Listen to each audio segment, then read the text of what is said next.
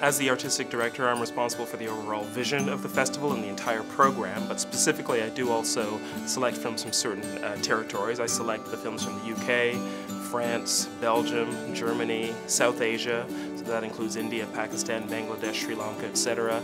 So I'm looking at everything, but I have certain territories in particular. You know, I think one of my favorite things about this year was I got to go to Japan for the first time in many years. I was able to watch a film called Thermae Romai, which is the biggest hit in Japan this year, a great popular comedy. Fell in love with the film, so it's going to play as a gala on the first weekend, and I'm really happy about that. Ship of Theseus is the debut feature by a filmmaker from India named Anand Singh. This is very much a philosophical film. It's an art film, and it's 3 different stories woven together, all exploring the idea of how we change as human beings. He's really, I think, reaching for answers to very complicated questions that are sometimes hard for filmmakers to do, but he's able to do it with a very beautiful visual style as well. He really is, I think, a unique talent in Indian cinema, and I was excited to have the world premiere of Ship of Theseus here. The Reluctant Fundamentalist is the new film from Mira Nair. It's based on a novel.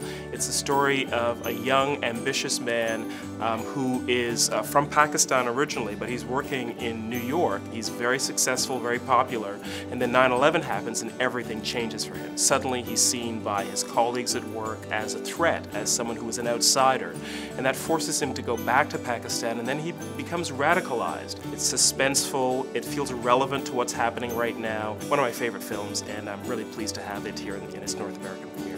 Kinshasa Kids is by a Belgian filmmaker, but it's all set in Congo, in the city of Kinshasa in Central Africa. And Kinshasa is a place that's very dangerous. There's a lot of difficult political conflicts going on there right now. And this is really the story of these kids who were thrown out onto the street because they're suspected of being witches, and they're led by this guy who is a kind of crazy street musician. He takes them all together and they essentially form a kind of an African hip-hop group. It's a lot of fun. It's got very vibrant music in it, and I think it's inspiring in terms of what people can do in very harsh situations. So I was really impressed with the film. Mumbai's King is by a new filmmaker named Manjeet Singh. This is his debut feature, and we have the world premiere. We're very happy about that.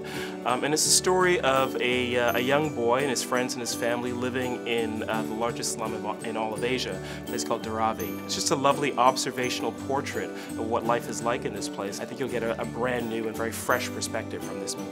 What Maisie knew is the new film from David Siegel and Scott McGeehee. This is a bigger scale film for them. We're playing it as a gala. It stars Julianne Moore. It's based on the Henry James book, story of a young girl. She's living in New York, in present day New York.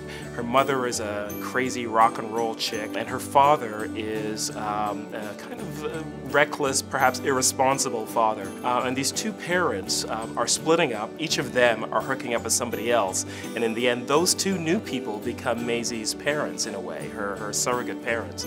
So it's a lovely story of a girl who's around 9 years old, doesn't quite know what the adult world is all about, but she turns out to be perhaps the most mature of anybody in the film. You know, Mumbai is one of the great cities in the world. It's a city of many, many millions of people. It's constantly evolving, constantly changing. It is also, I think, the most film-crazy city on the entire planet. I love going there, and I love being able to bring a lot of those films back to Toronto, because I think you really get a sense of just how strong and how vibrant the film culture is and how it keeps changing. So that was really what I wanted to explore in the City to City program.